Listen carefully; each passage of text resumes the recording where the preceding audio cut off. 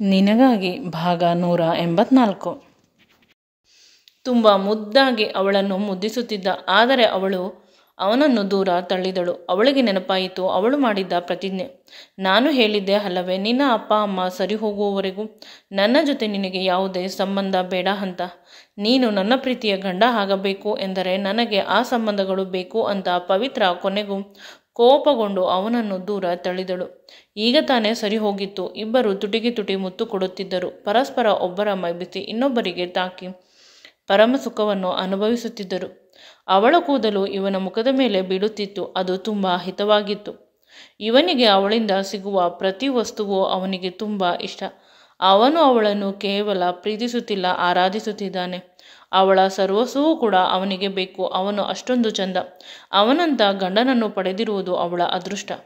ಅದನ್ನು ಅರಿಯದ ಅವಳು ಅವನ ಅಪ್ಪ ಅಮ್ಮ ಬೇಕು ಅಂತ ಕೇಳುತ್ತಾಳೆ. ಪುನಃ ಇವನನ್ನು ಇಕ್ಕಟ್ಟಿಗೆ ಸಿಕ್ಕಿಸುತ್ತಾಳೆ. ಆಗ ಪ್ರಜ್ವಲ್ ಬೇಸರದಿಂದ ಹೊರನಡೆದ. ಏಕೆಂದರೆ ಅವಳು ಜೋರಾಗಿ ಕಿರುಚುತ್ತಿದ್ದಾಳೆ. ಇನ್ನು ಮನೆಯಲ್ಲಿ ಇರುವ ಎಲ್ಲರೂ ಇಲ್ಲಿಗೆ ಬಂದುಬಿಟ್ಟು ವಿಷಯ ಕೇಳಿದರೆ ಈಗ ಅವಳು ಇರುವ ಅವಸ್ಥೆಯಲ್ಲಿ ಏನೂ ಹೇಳಲು ಸಾಧ್ಯವಿಲ್ಲ ಅಂತ ಅವನೇ ಸಾವರಿಸಿಕೊಂಡು ಹೊರನಡೆದ ಭಾರವಾದ ಮನಸ್ಸಿನಿಂದ. ಪ್ರಜ್ವಲ್ ತುಂಬ ಹೊಳೆಯವನು. ಅವನು ತಪ್ಪಾಗಿದೆ. ಈಗ ಅವನನ್ನೇ ಅವನು ದೂಷಿಸಿಕೊಳ್ಳುತ್ತಿದ್ದಾನೆ. ಹೊರಗೆ ಬಂದು ಅವನಿಗೆ ಎಲ್ಲಿ ಹೋಗಬೇಕು ಅಂತ ತಿಳಿಯದೆ ಕಾರನ್ನು ತೆಗೆದುಕೊಂಡು ಯಾವುದೋ ನಿರ್ಜನವಾದ ಪ್ರದೇಶಕ್ಕೆ ಹೋದ. ಡ್ರೈವ್ ಮಾಡಬೇಕಾದಾಗಲೂ ಕೂಡ ಅವನಿಗೆ ಎಲ್ಲಿ ಹೋಗುತ್ತಿದ್ದೇನೆ ಅಂತ ಅರಿವಿಲ್ಲ. ಆದರೆ ಇಲ್ಲಿಂದ ಹೋಗಬೇಕು. ಅವಳು ಹೇಳಿದ್ದಾಳೆ, ನನ್ನ ಕಣ್ಣಿಗೆ ನೀನು ಕಾಣಿಸಬೇಡ ಅಂತ. ಅಪ್ಪ ಅಮ್ಮನ ಮನೆಗೆ ಹೋದರೆ ಇನ್ನು ನನ್ನನ್ನು ಬಿಡುವುದಿಲ್ಲ. ಅವರು ನನ್ನನ್ನು ಗಟ್ಟಿಯಾಗಿ ಬಂಧಿಸುತ್ತಾರೆ. ನನಗೆ ನನ್ನ ಪ್ರೀತಿಯ ಗೆಳತಿ, ಪ್ರೀತಿಯ ಹೆಂಡತಿ ಪವಿತ್ರ ಬೇಕು. ಅವಳಿದ್ದರೆ ನನ್ನ ಬದುಕು. ಅವಳಿಲ್ಲವಾದರೆ ನಾನು ಯಾವುದೇ ಕಾರಣಕ್ಕೂ ಬದುಕಿರಲು ಸಾಧ್ಯವಿಲ್ಲ. ಅವಳು ನನ್ನ ಅಸ್ತಿತ್ವ ಅಂತ ಇವನು ಕಣ್ಣುಗಳಲ್ಲಿ ನೀರು ಹಾಕಿಕೊಂಡು ಪವಿತ್ರ ಸಿಕ್ಕಿದ ಮೇಲೆ ತುಂಬ ಅತಿ ಪ್ರೀತಿ ನೋಡಿದ. ಆದರೆ ಅವಳು ಸಿಗುವುದಕ್ಕಿಂತ ಮುಂಚೆ ಇನ್ನೂ ಕೂಡ ಹತ್ತಿದ್ದಾನೆ. ಸ್ವಂತ ಅಪ್ಪ ಅಮ್ಮ ತನ್ನ ಎದುರಿಗೆ ತನ್ನ ಅತ್ತೆ ಬದುಕನ್ನು ಹಾಳು ಮಾಡಿದರು ಅನ್ನೋದನ್ನು ನೆನೆಸಿಕೊಂಡು ಅವನು ಈಗಲೂ ಕೂಡ ಹೆದರುತ್ತಾನೆ. ಅವನು ತುಂಬ ಬೇಸರದಲ್ಲಿ ಇರುತ್ತಾನೆ. ಅವನ ಯಾವುದೇ ಸಂಬಂಧವು ಸರಿಯಾದ ದಾರಿಯಲ್ಲಿ ನಡೆಯಲಿಲ್ಲ. ಹೆತ್ತವರು, ಜೊತೆಯಲ್ಲಿ ಹುಟ್ಟಿದವರು ನನ್ನನ್ನು ಎಂದು ಪ್ರೀತಿಸಿಲ್ಲ. ಅಪ್ಪ ಅಮ್ಮ ಅವರ ಘನತೆಗಾಗಿ ಆಗ ಸಿಕ್ಕಿದ್ದು ಪವಿತ್ರ. ಅವಳ ಪವಿತ್ರವಾದ ಪ್ರೀತಿ, ಅವಳ ಮುದ್ದು ಮುಖ. ಅವಳು ನೋಡಲು ಎಷ್ಟು ಸುಂದರವಾಗಿದ್ದಾಳೆ, ಅಷ್ಟೇ ಒಳ್ಳೆಯವಳು. ಬದುಕು ಸರಿ ಹೋಯಿತು. ನಾವಿಬ್ಬರು ಸ್ವತಂತ್ರವಾಗಿ ವಿದೇಶದಲ್ಲಿ ಬದುಕೋಣ. ಇಲ್ಲಿದ್ದರೆ ಅಪ್ಪ ಅಮ್ಮ ಬಿಡುವುದಿಲ್ಲ ಅಂತ ನಾನು ಎಲ್ಲವನ್ನು ರೆಡಿ ಮಾಡಿದ್ದೆ. ಪಾಸ್ಪೋರ್ಟ್ ಇಬ್ಬರದು ಆಗಿತ್ತು. ವೀಸಾ ಬಂದಿದೆ. ಆದರೆ ಇವಳು ಈ ರೀತಿ ನಿಮ್ಮ ಅಪ್ಪ ಅಮ್ಮ ನನ್ನನ್ನು ಸೊಸೆ ಅಂತ ಒಪ್ಪಿಕೊಳ್ಳುವವರೆಗೂ ನಾನು ಇಲ್ಲಿ ಎಲ್ಲಿಗೂ ಬರುವುದಿಲ್ಲ ಅಂತ ಹಠ ಹಿಡಿದಿದ್ದಾಳೆ. ಹೀಗೆ ಹಠ ಹಿಡಿದರೆ ನಾನು ಒಬ್ಬನೇ ಹೋಗಬೇಕು ಅಷ್ಟೇ ಅಂತ ಹೇಳಿದ. ತುಂಬ ಚಿಕ್ಕಂದಲ್ಲಿ ಅವಳ ಹಿಂದೆ ಮುಂದೆ ಸುತ್ತುತ್ತಿದ್ದ. ಅವಳ ಕೈಯಲ್ಲಿ ಹೊಡೆಸಿಕೊಳ್ಳುತ್ತಿದ್ದ. ಅವರೆಲ್ಲ ಫ್ಯಾಮಿಲಿ ಫ್ರೆಂಡ್ಸ್ ಆಗಿದ್ದರಿಂದ ಅಲ್ಲಲ್ಲೇ ಫಂಕ್ಷನ್ಗಳಲ್ಲಿ ಮೀಟ್ ಆಗುತ್ತಿದ್ದರು. ಮೊದಲ ಬಾರಿ ಅವಳನ್ನು ನೋಡಿದಾಗಲೇ ಇವನಿಗೆ ಅವಳ ಮೇಲೆ ಒಂದು ರೀತಿ ಪ್ರೀತಿ ಶುರುವಾಯಿತು. ಆ ಪ್ರೀತಿ ಹೆಮ್ಮರವಾಗಿ ಬೆಳೆಯಿತು. ಪ್ರತಿ ಸಲವೂ ಅವನಿಗೆ ಕುಂತಾಗಲೂ ನಿಂತಾಗಲೂ ಯಾವಾಗಲೂ ಅವಳೇ ಕಾಣಿಸುತ್ತಿದ್ದಳು. ಮೊದಲು ಅವನು ಆಸೆ ಅಂತ ಅಂದುಕೊಂಡ. ಆದರೆ ವಯಸ್ಸಿಗೆ ಬಂದ ಮೇಲೆ ಆಗಲೂ ಕೂಡ ಅವಳನ್ನು ಬಿಟ್ಟು ಇನ್ಯಾವ ಹುಡುಗಿಯರು ಇಷ್ಟವಾಗುತ್ತಿರಲಿಲ್ಲ. ಅವಳಿಗಿಂತ ಸುಂದರವಾದ ಹುಡುಗಿಯರು ಇದ್ದರೂ ಕೂಡ ಇವನಿಗೆ ಅವರೆಲ್ಲ ರಸ ಇಲ್ಲದ ಕಬ್ಬಿನ ಹಾಗೆ ಕಾಣುತ್ತಿದ್ದರು. ಇವಳು ತುಂಬ ದಷ್ಟಪುಷ್ಟವಾಗಿದ್ದಳು, ಇನ್ನು ಬೆಳ್ಳಗೆ ಇದ್ದಳು. ಆದರೂ ಕೂಡ ಅವನಿಗೆ ಇವಳೆಂದರೆ ತುಂಬ ಇಷ್ಟ. ಕ್ರಮೇಣ ಇದು ಅವನ ಗೆಳೆಯ ಗೆಳತಿಯರು, ಸೋದರ ಸಂಬಂಧಿಗಳಿಗೆ ಈ ವಿಷಯ ತಿಳಿಯಿತು. ಎಲ್ಲರೂ ಇವನನ್ನು ಟೀಸ್ ಮಾಡಲು ಶುರು ಮಾಡಿದರು. ಇವನು ಎಲ್ಲರ ಕೈಕಾಲನ್ನು ಹಿಡಿಯುತ್ತಿದ್ದ. ನಾಚಿಕೆ. ಯಾರಿಗಾದರೂ ಈ ವಿಷಯ ಗೊತ್ತಾದರೆ ನನ್ನ ಬದುಕು ಏನು ಅಂತ. ಅಕಸ್ಮಾತ್ ಅವಳಿಗೆ ಗೊತ್ತಾದರೆ ಅವಳು ಚೆನ್ನಾಗಿ ಹಿಡಿದುಕೊಂಡು ಒಡೆದು ಬಿಡುತ್ತಾಳೆ. ಮೊದಲೇ ಅಷ್ಟೊಂದು ದಷ್ಟಪುಷ್ಟವಾಗಿದ್ದಾಳೆ ಅಂತ ಇವನು ತುಂಬ ಹೆದರುತ್ತಿದ್ದ. ಅವಳನ್ನು ಕಿಟಕಿಯ ಮರೆಯಿಂದ ಬಾಗಿಲಿನ ಮರೆಯಿಂದ ನಿಂತುಕೊಂಡು ನಿರಂತರವಾಗಿ ನೋಡುತ್ತಿದ್ದ. ಅಷ್ಟೊಂದು ಅವನು ಒಳ್ಳೆಯವನು. ಅವಳನ್ನು ಬಿಟ್ಟು ಇನ್ಯಾವ ಹುಡುಗಿಯನ್ನು ಕೂಡ ಕಣ್ಣೆತ್ತು ಕೂಡ ನೋಡಿಲ್ಲ. ಇವಳಾದರೆ ಕಾಲೇಜ್ ಡೇಸಲ್ಲಿ ತುಂಬ ಜನ ಹುಡುಗರ ಜೊತೆ ಡೇಟ್ ಮಾಡಿದ್ದಾಳೆ, ಆದರೆ ಯಾರ ಜೊತೆಗೂ ಕೂಡ ದೈಹಿಕ ಸಂಬಂಧವಿಲ್ಲ. ಇವಳು ಚಿಕ್ಕಂದಿನಲ್ಲಿ ಇವನಿಗಿಂತ ಹೆಚ್ಚಿಗೆ ಇವನ ಸಂಬಂಧಿ ಕಿರಣ್ ಜೊತೆ ಹಿಂದೆ ಮುಂದೆ ಓಡಾಡುತ್ತಿದ್ದಳು. ಅವನು ನೋಡಲು ತುಂಬ ಸುಂದರವಾಗಿದ್ದ, ಚೆನ್ನಾಗಿ ರೆಡಿ ಆಗುತ್ತಿದ್ದ, ಸೂಟು ಪುಟ್ಟು ಹಾಕಿಕೊಂಡು. ಅವನನ್ನು ನೋಡಿ ಅವಳು ಯಾವಾಗಲೂ ಅವನ ಹಿಂದೆ ಮುಂದೆ ಸುತ್ತುತ್ತಿದ್ದಳು. ಕ್ರಮೇಣ ಇವನಿಗೆ ಹೊಟ್ಟೆ ಉರಿ ಜಾಸ್ತಿ ಆಯಿತು. ಇವನು ತುಂಬ ಬೇಸರ ಮಾಡಿಕೊಳ್ಳುತ್ತಿದ್ದ. ನಂತರ ಅವನ ಕಸಿನ್ಗೆ ಹೋಗಿ ಹೇಳಿದ, ನೀನು ಅವಳ ಹಿಂದೆ ಮುಂದೆ ಸುತ್ತಬೇಡ, ನನಗೆ ಕಷ್ಟವಾಗುತ್ತದೆ ಅಂತ. ಅವನಿಗೆ ಬೇಕಾಗಿದ್ದು ಅದೇ. ಏಕೆಂದರೆ ಅವರ ಸಂಬಂಧದಲ್ಲಿ ಪ್ರತಿಯೊಬ್ಬರೂ ಕೂಡ ಮಗು ಹುಟ್ಟಿದರೆ ಪ್ರಜ್ವಲ್ ರೀತಿ ಹುಡಬೇಕು ಅಂತ ಹಾರೈಕೆ ಮಾಡುತ್ತಿದ್ದರು. ಎಲ್ಲರೂ ಇವನ ರೀತಿ ಮಗು ಬೇಕು ಅಂತ ಹಾರೈಕೆ ಮಾಡುತ್ತಾ ಇದ್ದಿದ್ದು ಇವನು ತುಂಬ ಒಳ್ಳೆಯವನು ಅಂತ. ಇವನ ಮೇಲೆ ಪ್ರತಿ ಮಕ್ಕಳಿಗೂ ಹೊಟ್ಟೆ ಉರಿ ಜಾಸ್ತಿಯೇ ಇತ್ತು. ಅದಕ್ಕಾಗಿ ಈಗ ಪವಿತ್ರ ಇವನ ಹಿಂದೆ ಮುಂದೆ ಸುತ್ತುತ್ತಿರುವುದು ನೋಡಿ ಅವನಿಗೆ ಖುಷಿಯಾಯಿತು. ಏನಾದರೂ ಮಾಡಬೇಕು, ಯಾವುದೇ ಕಾರಣಕ್ಕೂ ಅವನು ನೆಮ್ಮದಿಯಾಗಿರಲು ನಾನು ಬಿಡಬಾರದು ಅಂತ ಕಿರಣ್ ಯೋಚನೆ ಮಾಡುತ್ತಿದ್ದ. ಈ ವಿಷಯ ಸಿಕ್ಕಿದ ಮೇಲೆ ಅವನು ಪವಿತ್ರಳನ್ನು ಬೈಕ್ನಲ್ಲಿ ಕೂರಿಸಿಕೊಂಡು ಹೋಗುವುದು, ಪಿಕ್ಚರ್ಗೆ ಹೋಗುವುದು, ಇವನು ಕಾಣಿಸಿದಾಗ ಅವಳ ಕೆನ್ನೆ ಮುಟ್ಟುವುದು, ಕೈ ಮುಟ್ಟುವುದು ಅದೆಲ್ಲ ಮಾಡುತ್ತಿದ್ದ. ಎಷ್ಟೋ ಬಾರಿ ಇವನು ಹೋಗಿ ಕಿರಣ್ಗೆ ಹೊಡೆದಿದ್ದ.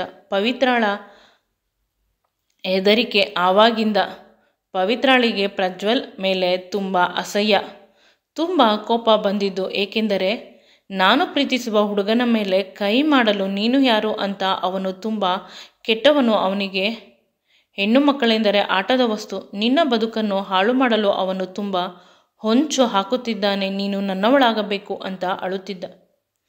ಆಗಿನ್ನೂ ಅವನು ಕಾಲೇಜ್ ಹುಡುಗ, ಪ್ರಥಮ PUC ಇರಬೇಕು ಅಷ್ಟೇ. ಆದರೆ ಇವಳು ಕೇಳುತ್ತಿರಲಿಲ್ಲ. ನನಗೆ ಕಿರಣ್ ಇಷ್ಟ ಅಂತ. ಎಷ್ಟು ಅವಳು ಇವನನ್ನು ಹೊಟ್ಟೆ ಉರಿಸುತ್ತಿದ್ದಳು ಅಂದರೆ ಕಿರಣ್ಗಾಗಿ ಇವಳು ತುಂಬ ಸಣ್ಣವಾದಳು. ಚಿಕ್ಕಂದಿನಿಂದ ಸಣ್ಣಗಾಗದ ಇವಳು ಈಗ ಅಪ್ಸರ ರೀತಿ ಆಗಿದ್ದಾಳೆ. ಅವಳನ್ನು ನೋಡಿ ಕಿರಣ್ ನಿಜವಾಗಲೂ ಫ್ಲಾಟ್ ಆದ. ನಿಜವಾಗಲೂ ಅವಳಿಗಾಗಿ ಅವನು ಕೂಡ ಕಾಳನ್ನು ಹಾಕುತ್ತಿದ್ದಾನೆ. ಅವಳ ಹಿಂದೆ ಮುಂದೆ ಸುತ್ತುತ್ತಿದ್ದಾನೆ. ಅವಳನ್ನು ತನ್ನವಳನ್ನಾಗಿ ಮಾಡಿಕೊಳ್ಳಬೇಕು ಅಂತ ತುಂಬ ಪ್ರಯತ್ನ ಮಾಡುತ್ತಿದ್ದಾನೆ. ಈ ವಿಷಯ ತಿಳಿದ ಪ್ರಜ್ವಲ್ ಅದಾಗದಂತೆ ತಡೆದ. ಒಂದು ಬಾರಿ ಹೋಟೆಲ್ಗೆ ಕರೆದುಕೊಂಡು ಹೋಗಿ ಅವಳ ಮೇಲೆ ದೈಹಿಕವಾಗಿ ಕೆಟ್ಟ ಕೆಲಸ ಮಾಡಲು ಪ್ರಯತ್ನಿಸಿದ. ಅಷ್ಟರಲ್ಲಿ ಪ್ರಜ್ವಲ್ ಬಂದು ಕಾಪಾಡಿದ. ಚೆನ್ನಾಗಿ ಕಿರಣ್ಗೆ ಹೊಡೆದು ಈ ಊರು ಬಿಟ್ಟು ಹೊರಟು ಹೋಗುವಂತೆ ಮಾಡಿದ. ಇನ್ನೆಂದೂ ಕೂಡ ಪವಿತ್ರಳ ಬದುಕಿನಲ್ಲಿ ನೀನು ಬರಬಾರದು ಅಂತ. ಅಂದಿನಿಂದ ಪವಿತ್ರಾಗೆ ಪ್ರಜ್ವಲ್ ಮೇಲೆ ಸಾಫ್ಟ್ ಕಾರ್ನರ್ ಇದ್ದರೂ ಕೂಡ ಪ್ರೀತಿಸುವ ಮನಸ್ಸು ಆಗಿರಲಿಲ್ಲ. ಚಿಕ್ಕಂದಿನಲ್ಲಿ ಅವನು ಯಾವಾಗಲೂ ತನಗೆ ಬೇಸರ ಮಾಡುತ್ತಿದ್ದ ಅನ್ನುವುದು ಅವಳ ಕಂಪ್ಲೇಂಟ್. ಆದರೆ ಅವನು ಬೇಸರ ಮಾಡುತ್ತಿದ್ದುದು ಕೇವಲ ಇವಳ ರಕ್ಷಣೆಗಾಗಿ ಅಂತ ಅವಳಿಗೆ ತಿಳಿದಿಲ್ಲ. ಅವಳು ತುಂಬ ಸಲ ಅವನ ಮೇಲೆ ಕೋಪ ಮಾಡಿಕೊಳ್ಳುತ್ತಿದ್ದಳು, ಕಾರಣವಿಲ್ಲದೆ. ಅವನು ಈ ಕೋಪಕ್ಕೆ ಬಲಿಯಾಗುತ್ತಿದ್ದ. ಇಷ್ಟೊಂದು ಒಳ್ಳೆಯ ಹುಡುಗ ಎಲ್ಲೂ ಕೂಡ ಸಿಗುವುದಿಲ್ಲ. ತುಂಬ ಜನ್ಮದ ಅದೃಷ್ಟವಿದ್ದರೆ ಮಾತ್ರ ಸಿಗುವುದು ಅಂತ ಅವಳ ಗೆಳತಿಯರು ಹೇಳಿದರೂ ಕೂಡ ಇವಳು ಕೇಳುತ್ತಿರಲಿಲ್ಲ. ಪವಿತ್ರ ಮತ್ತು ಕಿರಣ್ ವಿಷಯ ಇಡೀ ಪ್ರಪಂಚಕ್ಕೆ ತಿಳಿಯದ ರೀತಿ ಪ್ರಜ್ವಲ್ ಮಾಡಿದ. ಅಂದರೆ ಆ ರಾತ್ರಿ ಹೋಟೆಲ್ನಲ್ಲಿ ನಡೆದ ವಿಷಯವನ್ನು ಯಾರಿಗೂ ತಿಳಿಯದಂತೆ ಮಾಡಿದ. ಏಕೆಂದರೆ ಕಿರಣ್ ಗೆಳೆಯರು ಮುಂದೆ ಪವಿತ್ರಳನ್ನು ಪ್ರೀತಿಗಾಗಿ ಅಥವಾ ಮದುವೆ ಆಗುವಂತೆ ಬ್ಲ್ಯಾಕ್ಮೇಲ್ ಮಾಡಬಹುದು ಅಂತ ವಿಡಿಯೋ ಮಾಡಿದ್ದರು. ಅದನ್ನೆಲ್ಲ ಅವನು ಸುಟ್ಟು ಹಾಕಿದ. ಇನ್ನೆಂದಾದರೂ ಪವಿತ್ರಳಿಗೆ ಸ್ವಲ್ಪ ನೋವು ಮಾಡಿದರೆ ನೀನು ಇರುವುದಿಲ್ಲ ಅಂತ ಹೇಳಿದ. ಪ್ರಜ್ವಲ್ನ ಈ ಕೋಪದ ಮುಖವನ್ನು ಇದೇ ಮೊದಲ ಬಾರಿ ಕಿರಣ್ ನೋಡಿದ್ದು. ಅವರ ಅಜ್ಜಿ ತಾತನ ಊರಿಗೆ ಹೊರಟು ಹೋದ. ಅವನಿಗೆ ಅಪ್ಪ ಅಮ್ಮ ತುಂಬ ಸಂಪಾದನೆ ಮಾಡಿ ಇಟ್ಟಿದ್ದಾರೆ. ಓದಿ ಅದರಿಂದ ಬದುಕಬೇಕು ಅನ್ನುವ ಅವಶ್ಯಕತೆ ಇರಲಿಲ್ಲ. ಕಾಲೇಜಿನಲ್ಲಿ ಟೈಮ್ ಪಾಸ್ಗೆ ಹುಡುಗಿಯರ ಜೊತೆ ಫ್ಲರ್ಟ್ ಮಾಡುತ್ತಿದ್ದ. ಈಗ ಅದೆಲ್ಲ ನಿಂತು ಹೋಗಿದೆ. ಈಗ ಏನಿದ್ದರೂ ಪವಿತ್ರ ಕಿರಣ್ ಜೊತೆ ಹೋಗುವುದಿಲ್ಲ, ಪ್ರಜ್ವಲ್ ಜೊತೆಗೂ ಹೋಗುವುದಿಲ್ಲ. ಅವಳಿಗೆ ಇಬ್ಬರು ಇಷ್ಟವಿಲ್ಲ.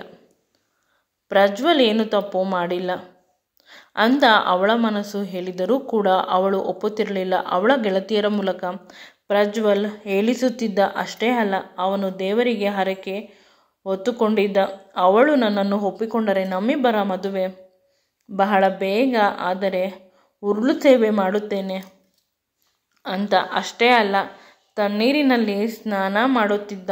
ಬೆಳಿಗ್ಗೆ ಬೇಗ ಎದ್ದು ನದಿಯ ದಡದಲ್ಲಿ, ಏಕೆಂದರೆ ಆ ಸಂದರ್ಭದಲ್ಲಿ ಕೇಳಿಕೊಂಡ ಆಸೆ ನೆರವೇರುತ್ತದೆ ಅಂತ. ಅವನು ತುಂಬ ಪ್ರಯತ್ನ ಮಾಡಿದ್ದಾನೆ, ಅವನ ಕೈಲಾಗಿದ್ದನ್ನೆಲ್ಲ. ಆದರೂ ಕೂಡ ಅವಳು ಒಪ್ಪುತ್ತಿರಲಿಲ್ಲ. ಈ ಜಂಜಾಟವಿದ್ದರೂ ಕೂಡ ಅವನು ಓದಿನಲ್ಲಿ ಯಾವುದೇ ರೀತಿಯ ಕಡಿಮೆ ಮಾಡದೇ ಇರುವುದರಿಂದ ಅವನಿಗೆ ಮೆಡಿಕಲ್ ಫ್ರೀ ಸೀಟ್ ಸಿಕ್ಕಿತು. ಅವನಿಗೆ ಅವಳನ್ನು ಬಿಟ್ಟು ದೂರ ಹೋಗಲು ಇಷ್ಟವಿರಲಿಲ್ಲ. ಆದರೆ ಮನೆಯವರು, ಸಂಬಂಧಿಕರು ಅವನು ಹೋಗದೇ ಇದ್ದರೂ ಕೂಡ ಅವನನ್ನು ಬಲವಂತ ಮಾಡಿ ಕಳಿಸಿದರು. ಇಲ್ಲಿಯವರೆಗೂ ಅವನು ಬೆಂಗಳೂರಿನಲ್ಲಿ ಹಾಸ್ಟೆಲ್ನಲ್ಲಿ ಓದುತ್ತಾ ಇದ್ದ. PUCವರೆಗೂ. ಅವನು 8ನೇ ಕ್ಲಾಸಿಗೆ ಊರಿನಿಂದ ಹೊರಬಂದು ಬಿಟ್ಟ. ಒಳ್ಳೆಯ ವಿದ್ಯಾಭ್ಯಾಸ ಸಿಗುತ್ತದೆ ಅಂತ ಅವರಪ್ಪ ಹಾಸ್ಟೆಲ್ಗೆ ಹಾಕಿದ್ದರು. ಪವಿತ್ರ ಇದ್ದಿದ್ದು ಬೆಂಗಳೂರಿನಲ್ಲೇ ಕೂಡ ಆಗಿದ್ದರಿಂದ ಅವನು ಅವಳನ್ನು ಪ್ರೀತಿಸುತ್ತಿದ್ದ. ಅವಳ ರಕ್ಷಣೆಗೆ ನಿಂತಿದ್ದ. ಈಗ PUC ಆಗಿದೆ. ಇನ್ನು ತನ್ನನ್ನು ತಾನು ಅವಳು ರಕ್ಷಣೆ ಮಾಡಿಕೊಳ್ಳುತ್ತಾಳೆ, ನಾನು ಅವಳ ಬಗ್ಗೆ ಯೋಚಿಸುವ ಅವಶ್ಯಕತೆ ಇಲ್ಲ ಅಂತ ಅಂದುಕೊಂಡು ಅವನು ತನ್ನ ವಿದ್ಯಾಭ್ಯಾಸಕ್ಕಾಗಿ ರಾಯಚೂರಿಗೆ ಹೋಗಬೇಕಾದಾಗಲೂ ಕೂಡ ಅವಳನ್ನು ಭೇಟಿ ಮಾಡಲು ಹೋದರೆ ಅವಳು ಮುಖಕ್ಕೆ ಹೊಡೆದ ಹಾಗೆ ಮಾತನಾಡಿದಳು. ನಿನಗೆ ಏನೋ ಫ್ರೀ ಸೀಟ್ ಸಿಕ್ಕಿಬಿಟ್ಟಿದೆ ಅಂತ ಖುಷಿಯಾಗಬೇಡ. ಏನು ಮಿಸ್ ಆಗಿ ಇರಬಹುದು. ಕಂಪ್ಲೀಟ್ ಮಾಡು ಮೆಡಿಕಲನ್ನು. ಆಗ ನಾನು ನೋಡುತ್ತೇನೆ ನೀನು ಒಬ್ಬ ಬ್ರೈಟ್ ಸ್ಟೂಡೆಂಟ್ ಅಂತ. ಇಲ್ಲವಾದರೆ ನೀನು ನಮ್ಮ ರೀತಿ ಆ್ಯಾವ್ರೇಜ್ ಸ್ಟೂಡೆಂಟ್ ಅಂತ ಮಾತನಾಡಿದಳು. ಅವನು ಅವಳಿಗಾಗಿ ಮೆಡಿಕಲನ್ನು ತುಂಬ ಸೀರಿಯಸ್ ಆಗಿ ತೆಗೆದುಕೊಂಡಿದ್ದ. ಫೇಲ್ ಆಗಿಬಿಟ್ಟರೆ ಅವಳ ಎದುರಿಗೆ ನಾನು ಚೀಪ್ ಆಗಿ ಬಿಡುತ್ತೇನೆ ಅಂತ. ದೇವರ ದಯೆಯಿಂದ ಅವನು ತುಂಬ ಚೆನ್ನಾಗಿ ಓದಿದ. ಮೆಡಿಕಲನ್ನು 5.5 ವರ್ಷ ಮುಗಿಸುವವರೆಗೂ ಕೂಡ ಅವಳನ್ನು ವರ್ಷಕ್ಕೆ 1-2 ಬಾರಿ ಬಂದು ನೋಡುತ್ತಿದ್ದ. ಆಗಲೂ ಕೂಡ ತುಂಬ ಅಸಡ್ಡೆಯಿಂದ ಅವಳು ಇದ್ದಳು. ನನಗೆ ಮೆಡಿಕಲ್ ಸೀಟ್ ಸಿಕ್ಕಿದ ಮೇಲೆ ಪವಿತ್ರಳ ಅಪ್ಪ ಅಮ್ಮ ನನ್ನ ಜೊತೆ ಸ್ವಲ್ಪ ಕ್ಲೋಸ್ ಆದರು. ಹುಡುಗ ಒಳ್ಳೆಯವನು, ಚಿಕ್ಕಂದಿನಿಂದ ನಮ್ಮ ಮಗಳನ್ನು ಪ್ರೀತಿ ಮಾಡುತ್ತಿದ್ದಾನೆ, ಅವನಿಗೆ ನಾವು ಮೋಸ ಮಾಡಬಾರದು ಅನ್ನುವ ಮಾತುಗಳನ್ನು ಆಡುತ್ತಿದ್ದರು. ನಾನು ಅಂದುಕೊಂಡೆ ನಾನು ಡಾಕ್ಟರ್ ಆಗುತ್ತಿದ್ದೇನೆ ಅಂತ. ಇಷ್ಟೊಂದು ಮರ್ಯಾದೆ ಕೊಡುತ್ತಿದ್ದರೆ ಏನೋ ಅಂತ. ಸರಿಯಾಗಿ ಓದದೆ 10th PUC ಫೇಲ್ ಆಗಿ ಕಾಲೇಜ್ ಹೋಗದೆ ಇದ್ದಿದ್ದರೆ ನಾನು ಯಾವುದೇ ಕಾರಣಕ್ಕೂ ನನಗೆ ಅವರು ಹುಡುಗಿಯನ್ನು ಕೊಡುತ್ತಿರಲಿಲ್ಲ. ಪವಿತ್ರ ಯಾವುದೇ ಕಾರಣಕ್ಕೂ ಒಪ್ಪುತ್ತಿರಲಿಲ್ಲ ನನ್ನ ಜೊತೆ ಮದುವೆ ಆಗಲು. ನಾನು ಅವಳ ಯೋಚನೆಯಲ್ಲಿ ತಲೆ ಕೆಡಿಸಿಕೊಳ್ಳುತ್ತಿದ್ದೆ. ನಂತರ ವಿದ್ಯಾಭ್ಯಾಸದ ಕಡೆ ಗಮನ ಹರಿಸಿದೆ. 5.5 ವರ್ಷದಲ್ಲಿ ಅವಳನ್ನು ಬಿಟ್ಟು ದೂರ ಇದ್ದೆ. ಆಗಲೂ ಕೂಡ ವರ್ಷಕ್ಕೆ 1-2 ಬಾರಿ ಮೀಟ್ ಮಾಡುತ್ತಿದ್ದ. ಅವಳು ಬೈದರೆ ಬೈಸಿಕೊಳ್ಳುತ್ತಿದ್ದ, ಹೊಡೆದರೆ ಹೊಡೆಸಿಕೊಳ್ಳುತ್ತಿದ್ದ. Please like, share and subscribe my channel. ದಯವಿಟ್ಟು ಈ ವಿಡಿಯೋ ನಿಮಗೆ ಇಷ್ಟವಾಗಿದ್ದಲ್ಲಿ ನನ್ನ ಚಾನಲನ್ನು ಲೈಕ್ ಮಾಡಿ, ಶೇರ್ ಮಾಡಿ ಮತ್ತು ಸಬ್ಸ್ಕ್ರೈಬ್ ಮಾಡಿ. ಧನ್ಯವಾದಗಳು.